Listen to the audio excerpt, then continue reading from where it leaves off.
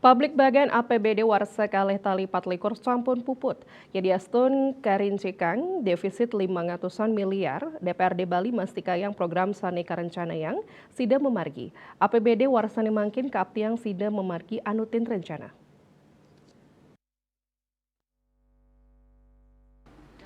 Saking langkungan 6 triliun belanja daerah sane ketetapang silih tunggil nyane kaulengang antuk pos anggaran penguatan infrastruktur pelayanan publik sane sampun tur kantun kewangun ring Bali. Wilangan nyane langkungan 900 miliar saking belanja daerah. Ketua Komisi 3 DPRD Provinsi Bali Ana Agung Ngurah Adi Ardana Nugesang yening samian pembangunan infrastruktur ring Bali sane durung dinas pembangunan nyane miwa nyane ring warsane mangkin side kelanturang.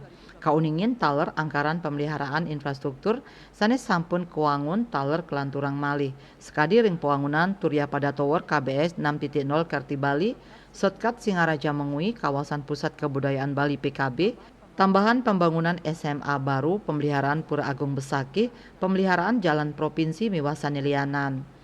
Adi Ardana Nugesang ring APBD warsa kali-tali 24 nenten wenten pemangkasan anggaran pembangunan infrastruktur sane durung puput kewangun ring warsane mangkin. Wanta anggaran pembangunan infrastruktur inucap anutin kuentenan nyane. Winata Bali Pos nguningayang.